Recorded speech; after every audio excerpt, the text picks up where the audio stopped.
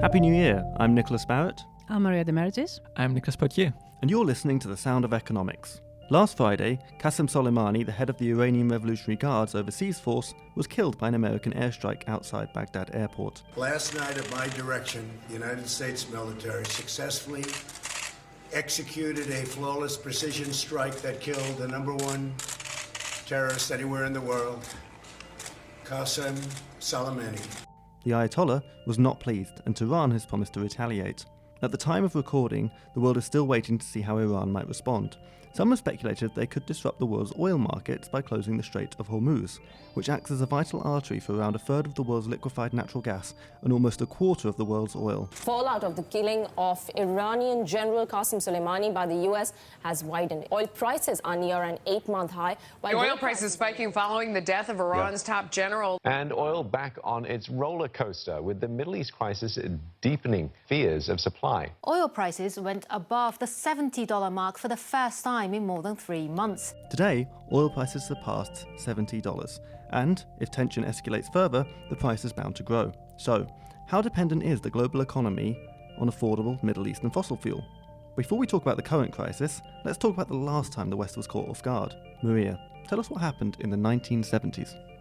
Indeed, we had similar picture back in the 1970s. They have two distinct oil crises, one in 73 and one in 79. Both were motivated by events in the Middle East, primarily hostilities in the Middle East. In 1973, there was an Arab embargo, an Arab League of the countries that export oils, towards a number of countries that were supporting at the time the war between Israel and Arabs, and that affected a number of countries, including the UK, the US, but also other smaller countries across the world. The effect of that was that they were not allowed to import oil from the producers in the Middle East, and that caused, of course, a demand for oil that could not be fulfilled, and therefore they translated into a huge increase in the price of oil globally, since oil is a commodity that is traded at the global scale. A similar thing happened also in 79, the second oil crisis. The 70s were turbulent times when it comes down to this. This time motivated by the Iranian Revolution, and this time the effect was on a direct reduction of the supply of oil, which has basically the same effect as far as prices are concerned.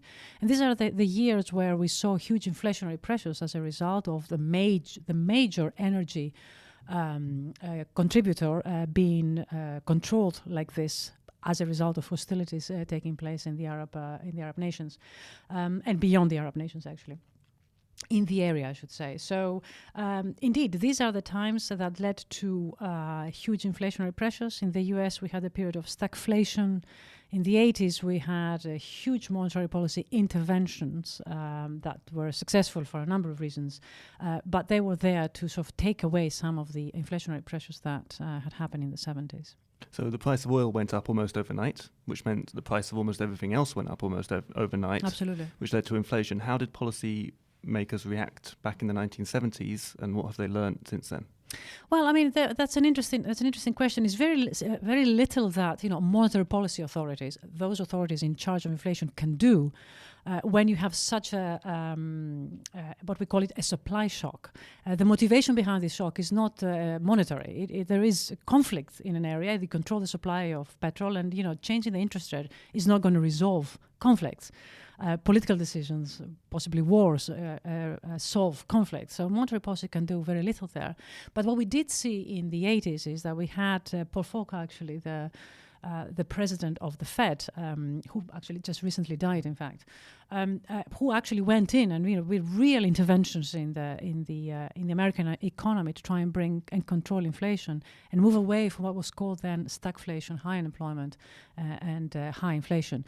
This was a successful policy, and certainly we know that with the benefit of hindsight. But at the time, the 80s were difficult times because we had to put up with both high unemployment and very high inflation, and required huge breaks on the system. This isn't something that we want to go back to. I mean, if the current oil prices that we see today, as we're going to move in to discuss today's events, result in inflationary pressures, and I do not know that they will, but if they were to result in inflationary pressures, there would be very little that monetary authorities across the world can do. conflicts can only be resolved by political decisions. Niclas, do you share this pessimism? How much has the world changed since the 1970s? Oh, quite a lot. And just to be focusing in the way the world changed on oil, I think one important change that we've seen in the last 10, 15 years was the rise of the United States is now the biggest supplier of oil. So this was driven by the invention or like the evolution of the fracking technology, which now allows the US to get to oil sources that were not accessible before. And now the US is actually an exporter of oil, and it's the biggest producer. And this has decreased the importance of the traditional oil supporters of the Middle East. And it's kind of the question now, what would happen if we have an escalation in Iran? How much would this actually move the oil prices? Are we going to see high oil prices as we see in mid of the century? Again, on the mid of the decade in 2013? Or is this actually the equilibrium is something around 70, which probably be manageable?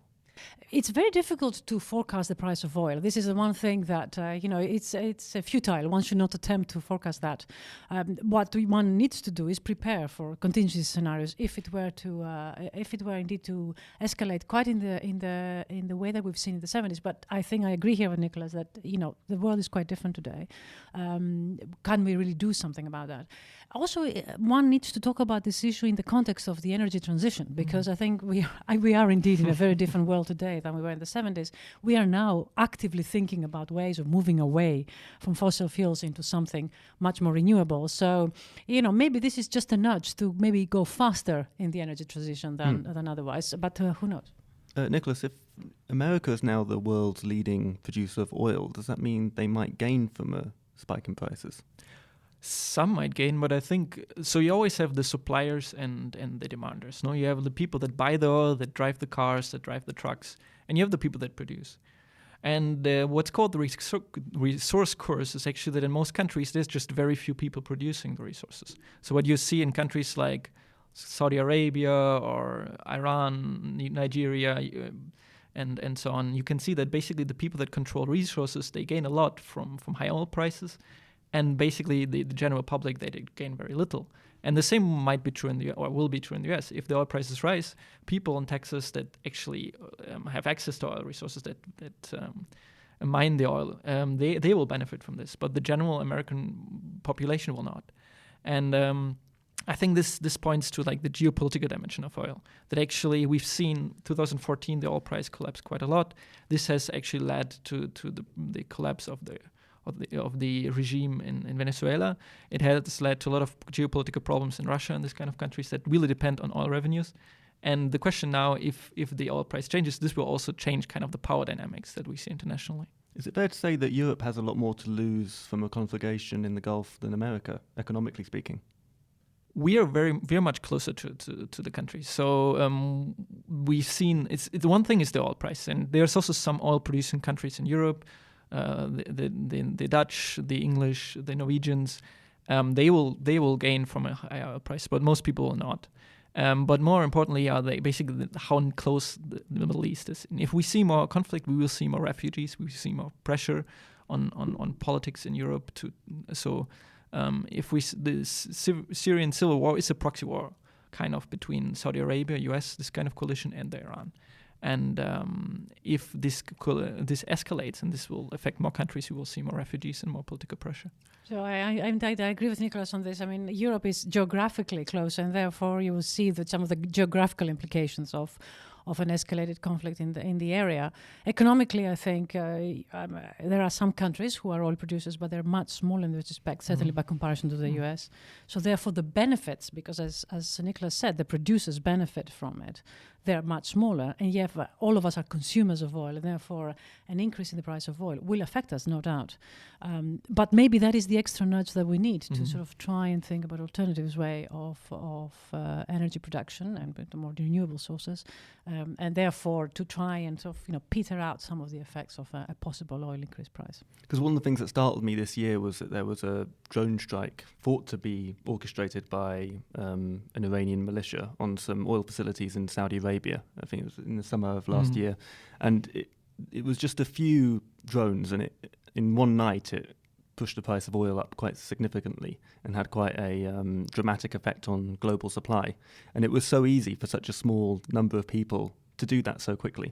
And it's amazing to me how vulnerable the global energy system is to this kind of thing. Still remains, indeed. Mm. That is in fact a very good point, and it would remain so. I mean, to the extent that the oil producer countries are in an area where you have the possibility of conflict being quite so easy, then yes, indeed, it's going to affect that. The question is, and there I think there is a big difference from the 70s, as we rely on oil a lot less now than we did back then, and that is the only, if you like, weapon that we have against that can protect ourselves against sort of a sharp increase, a daily sharp increase on price. Because about 6 years ago, we had quite a dramatic fall in the oil price. How did that affect regular people? Well, again, through the same channels that Niclas described earlier. On the consumer side, it is the price of petrol, so we're heating our houses to the extent that we rely still on petrol to heat our houses or to run our cars. They went down, and that, of course, helps the consumer. But in terms of revenues for countries, Scotland, Norway, the Netherlands, we relies more on gas than petrol. They saw the byproducts of petrol. They saw a sort of a reduction in the revenues, and I think that can this be compensated for other things? I mean, that would be part of the national policy. Obviously, Europe itself has a lot of energy dependency on Russia at the moment, as well as other things. What kind of policies can people in Brussels follow to help us become more independent on this continent in the meantime, in the next decade or so? The new president of the European Commission, one of the first things she said was that this European Commission is going to be a geopolitical commission. So quite clearly, the geopolitics, and in fact Niclas described those, how they are affected by petrol, is going to be at the top of her agenda, top of all policymakers in Brussels. I think the biggest issue is the political aspect of, what is the European stance on the politics that we are currently seeing. What do we think about the US aggression? What do we think about retaliations in the area? And of course, how this will feed into European grounds. That's the one thing. The other thing is the energy issue. I mean, how are we going to try and disassociate ourselves from the dependence on oil? What are we going to do in the short term and in the long term, more sustainable, to try and move away from such, if you like, weaknesses in the system? If the energy transition, which is, I think, another very important point in the current Commission, is as important as it sounds, then we are going to try and sort of distance ourselves from energy dependence on oil, and I think that is a good thing. That was always going to have to happen eventually, wasn't it, Nick? Yeah, I think this is the geopolitical argument for like the green transition, that we make ourselves independent of this kind of regimes. Right now, we need support. It's kind of between Iran and Saudi Arabia. It's always the question which is worse. And we as an alliance, as the NATO, through the US mostly, we support the Saudi Arabia. We're in a coalition with them, and it's, I think, an uncomfortable coalition. They murder people. In Turkey they murdered a journalist. They torture people in their prisons. It's not a good regime in the same way that Iran is not. And I think in the moment we become more independent of fossil fuel imports from these countries, we also can strengthen our agenda on other points, and we become more independent from this geopolitical regime. Yeah, I mean, I think it's just the economics needs to be distanced from the politics, Yes. and we can be captured by the politics, and sort of they jeopardize the economics. And I think this is what's interesting. I mean, you could even take this argument further and say that we are even captured by U.S. decisions when it comes to this. I mean, God knows what the motives behind the current U.S. action is. Do we really need to be involved in it? Why should we make ourselves vulnerable to a discussion in the U.S. that may not actually, have anything to do with us? But it is through oil. It is our dependence on energy why what the U.S. decides to do affects us. And the only way to avoid something like this, well, I mean, other than sort of communicate with the US and understand what it is they're doing, is to try and make ourselves independent from that. So, irrespective of what the politics are and what political decisions Europe does, we should not be vulnerable in the economics. There are ways of protecting ourselves, and, the energy transition is the obvious one. Now, speaking of dependence and independence, this did get me thinking about NATO, North Atlantic Treaty Organization, and how viable it might be if, for instance, European nations weren't so keen to get involved in something, and if the Americans insisted that we did. And one of the things that's come out of this is that European nations weren't informed before this happened that it was going to happen, and that it might push them together in terms of them having their own kind of geopolitical strategy. Well, yeah, again, I mean, I think, irrespective of what the political decisions are in terms of participate in a conflict, I mean, here we're talking about how much does European economy depends on oil and what it can do to move away from it. The NATO alliance, they won't be the first one that the US decides to do something that others don't agree with. I mean, we've seen this before on multiple occasions, actually. So, a European refusal to participate in a future conflict is not a strange thing to do. The question is what happens with the economics, because the price of oil will be affected whether we like it or not. And it will affect our consumers, as Niclas said, and it will affect our producers, namely that they will receive less revenues. What is the future here? I mean, how can we sort of reduce that dependence and therefore allow our politics to be done based on other criteria? I think that's an important thing. Maybe to add to this, I think there's like two areas which are quite poignant, I think, at the time with regard to energy politics and our dependence on the US. The first one is the JCPOA, so the Iran nuclear deal, which is, as of today, officially dead now. Indeed. So the Iranians also will not follow it anymore, where the Europeans wanted to save it and the Americans just basically withdrawn from the treaty. And there was very little that Europe can do because through secondary sanctions, so basically America saying, if you trade with Iran, we will not give you access to our markets, which for every big European company, it's a non-question. No, if you decide between Iran and US, you always go with US.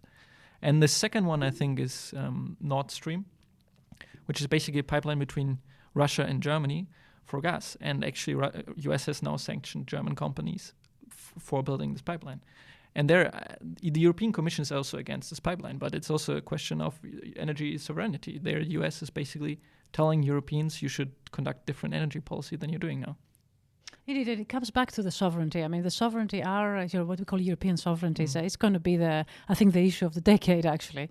So, how does Europe ensure that it can make its own sovereign decisions when it comes to politics without having to rely on the US? I mean, I think this issue of the Iran sanctions are really interesting. How European firms conform to US decisions, no question asked, because simply the economic interests are such. Why is it that European countries still support the Iran deal on the nuclear side, and yet firms do not? Is the incentives, and I think this is the bit that this is a square. This is a circle that we need to sort of close.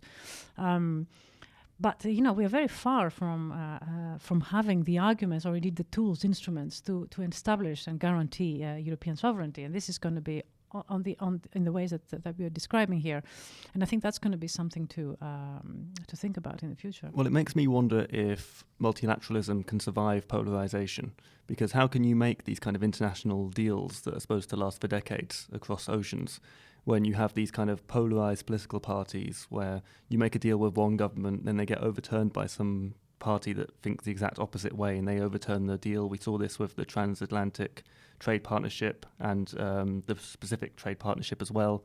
So you can have this beautiful agreement that you think solves all these problems, and a year later it's not worth the paper it's printed on. So can multilateralism survive in this new political climate? Yeah, indeed. I think that's a very good point. I think multilateralism requires continuity. I mean, you need to have regimes that can transcend political parties. Because as a nation, when you sign a deal as a nation, you sign it as a nation, not as a political party. And therefore, to go back on these types of agreements, these global agreements, as it were, it really is very disturbing in terms of the way that we do business with each other. And the nuclear deal is the case in point here, because it also has repercussions of escalation. And I think, while I condone what the Iranians have decided this morning, I also think it's the necessary decision and the only thing they can do that they have in their hands. So, we are feeding into escalation process, and which is actually quite dangerous. I mean, they will be investing on nuclear armament when we should have nuclear disarmament. I think this is a very, very dangerous thing. It reminds us of Dr. Strangelove and an era that we thought we were beyond. The 1980s and the fall of the wall, all of these things, they're behind us, and yet we are back to similar stories. It could be potentially a dangerous world. And I think when we go to the 1990s, there's the argument, to go back to the oil price, there's the argument to be made that oil price was one of the contributing factors to the decline of the Soviet Union. So actually, in the 80s were a time of low oil prices. Soviet Union remained a lot on foreign currency from our revenues from oil price. And with the decline of the oil price, they had to reform, and they didn't manage to. Indeed. So in some ways, controlling the oil price was an instrument to try and sort of weaken the enemy, if I may call it this way. So it is an instrument. The way you weaken that instrument, the more you weaken that instrument, the more you allow for sort of incentive compatible arguments to function. So I think moving away from oil dependence is one way of doing it, since the balance of powers now is shifting. One wonders if in the years and decades ahead, things like data and the components that make up microchips will replace oil as the supply you control to influence geopolitics. Indeed, data, some argue, is the new oil for exactly those reasons. Well, anyway, I hope you enjoyed the first Sound of Economics of the year. Hopefully it won't be the last and we'll get through this crisis. Thank you very much for joining me. Thank you very much. And thank you very much for listening. Good luck.